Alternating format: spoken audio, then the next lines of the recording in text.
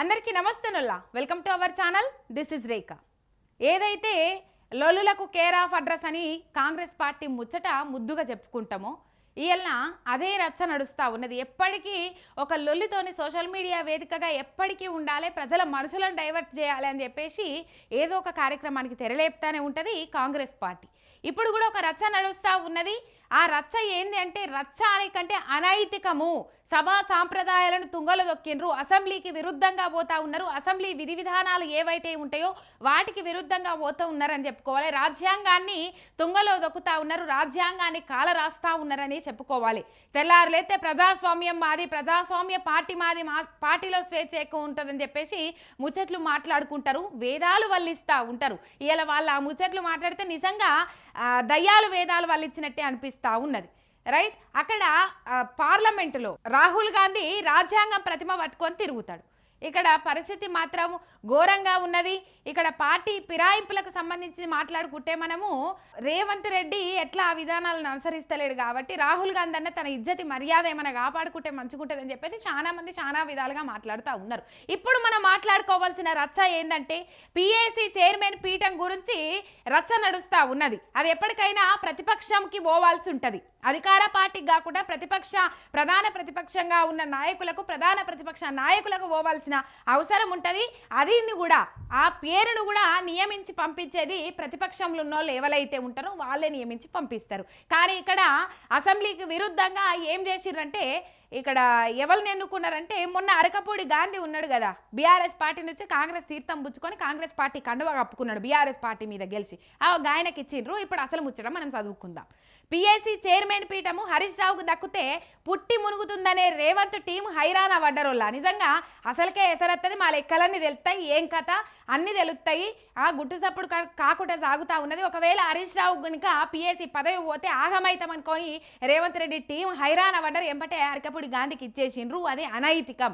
Public accounts committee అంటే PAC assembly council కమిటీలలోనే అత్యంత powerful. ఇక దీనికున్న పవర్లు దేనికుండే అన్నట్టు అసెంబ్లీల ప్రధాన ప్రతిపక్ష పార్టీ నాయకుడికి ఈ పదవి ఇచ్చుడు సభా సాంప్రదాయం, ఎప్పటి నుంచో వస్తున్న సాంప్రదాయం ఇది. ఎవరు దీన్ని కాల రాయలేదు, కానీ మొదలుగా కాల రాసింది కాంగ్రెస్ పార్టీ నాయకులు. పిఏసీ చైర్మన్ గా ప్రతిపక్ష సభ్యుల్లో ఎవరిని నియమించాలనో ప్రధాన ప్రతిపక్ష నేత అభిప్రాయం తీసుకోవాలి. ఇక వాళ్ళే అభిప్రాయం తీసుకోవాల్సిన అవసరం ఉంటుంది. రాష్ట్ర ప్రభుత్వం చేసే జమ ఖర్చులను పిఏసీ ఆడిట్ చేస్తుంది. ఏం చేస్తుంది, ఖర్చులెన్ని, జమ ఎంత చేస్తా ఉన్నది అనేది ఆడిట్ చేస్తుంది. మొత్తం లెక్కలన్నీ, ఈ లెక్కలన్నీ ఈ క్రమంలో ఒక లెక్కాపత్రం లేకుండా సాగుతున్నాడు రేవంత్ రెడ్డి ప్రభుత్వం అట్లనే పోతుంది, రేవంత్ రెడ్డి అట్లనే సాగుతూ ఉన్నాడు. అయితే ఈ గుట్టు మొత్తం ఈ కమిటీ చేతులు ఉంటుంది. ఏదైతే ఈ పిఏసీ కమిటీ ఉంటుందో ఆ కమిటీ చేతులు ఉంటుంది. ఎందుకంటే పవర్ఫుల్ కాబట్టి లెక్కాపత్రాలు ఖర్చులు ఎంత అవుతున్నాయి, ఏం కథ అనేది వాళ్ళ చేతుల్నే ఉంటుంది, ఆ కమిటీ చేతుల్నే ఉంటుంది. ఇక ఈ కమిటీకి పుసుక్కున హరీష్ రావు వంటి ఎమ్మెల్యే చైర్మన్గా ఉన్నాడు అనుకో, రేవంత్ అండ్ కో సర్కార్ అడ్డం పెట్టుకొని సాగిస్తున్న లెక్కలన్నీ బయటపడతాయి కదా. ఆయన ఏ లెక్కలు ఏం చేస్తాడు, ఏం కథ లెక్కలని పుసుకున్న హరీష్ రావు వంటి నాయకుడు ఎమ్మెల్యే పిఏసీ పదవికి చైర్మన్గా ఎన్నికైండ్రు అనుకోండి, మొత్తము బండారం అంతా బయటపడుతుంది. అందుకే రేవంత్ రెడ్డి మాజీ మంత్రి సిద్దిపేట ఎమ్మెల్యే హరీష్ రావును పిఏసీ కాకుండా అడ్డుకోవాలని చెప్పేసి ఈ పన్నాగాలు వన్నిండ్రు. బీఆర్ఎస్ బీ ఫామ్ మీద గెలిచి కాంగ్రెస్ కండువా కప్పుకున్న షేర్లింగంపల్లి ఎమ్మెల్యే అరకపూడి గాంధీకి ఈ పదవిని అప్పగించిండ్రోళ్ళ. తర్వాత తమ దందాలన్నీ యథేచ్ఛగా ఎవ్వరు అడ్డు అదుపు చెప్పకుండా విచ్చలవిడిగా కొనసాగుతాయని చూసిండ్రు. మొత్తం కొనసాగిపోవాలని చూసి ఆయన పిఏసీ సభ్యుల ఎన్నిక రూల్స్ ఆఫ్ ప్రొసీజర్ ఇది ఎట్లా జరుగుతుందని మనం చూద్దాము. ఈ ప్రక్రియ ఎట్లా జరుగుతుందంటే principle of professional representation by means of single transferable vote. ఇక దీంతో జరగాలి. రూల్ 250 ప్రకారము 9 మంది పిఏసీ సభ్యులను అసెంబ్లీ నుంచి ఎన్నుకోవాల్సి ఉంటుంది. బీఆర్ఎస్ సభ్యులు 38 ఉన్నారు.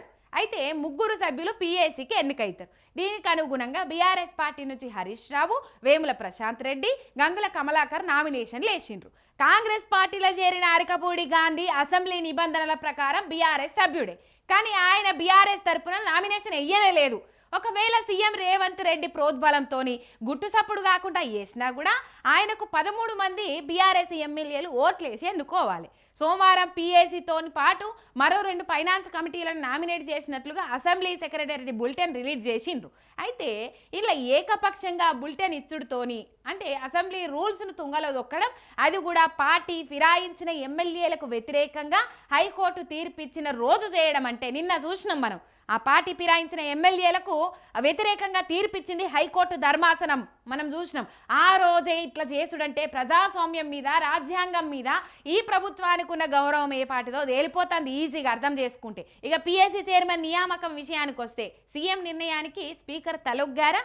అదే నిజమైతే స్పీకర్ పదవికి ఉండే స్వాతంత్రత పైన లక్షలాది మంది అనుమానాలు తలెత్తుతాయి, లక్షల అనుమానాలు తలెత్తుతాయి. అది చట్టసభల గౌరవ మర్యాదలను దెబ్బతీస్తుంది.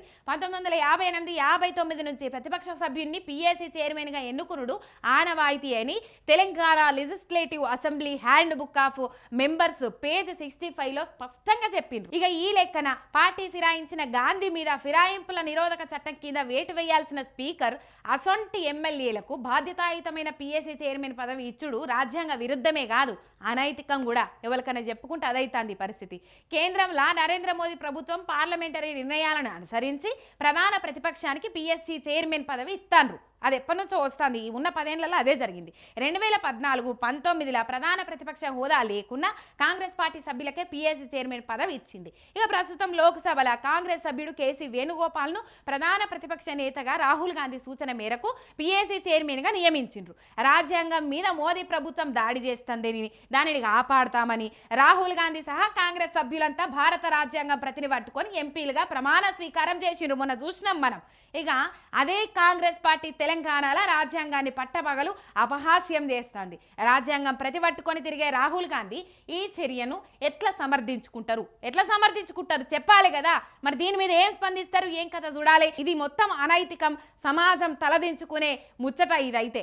దీని మీద ఎవరికి ఏం మాట్లాడంలో తెలుస్తలేదు, లెక్కలన్నీ బయటపడతాయి. కానీ ఒకవేళ హరీష్ రామ సొంటలకు ఆ పీఏసీ పదవి పోతే అసలుకే సరత్తదని రేవంత్ రెడ్డి పన్నాగం పన్నిండి అనేది ఇక్కడ క్లియర్ కట్గా తెలుస్తూ ఉన్నది.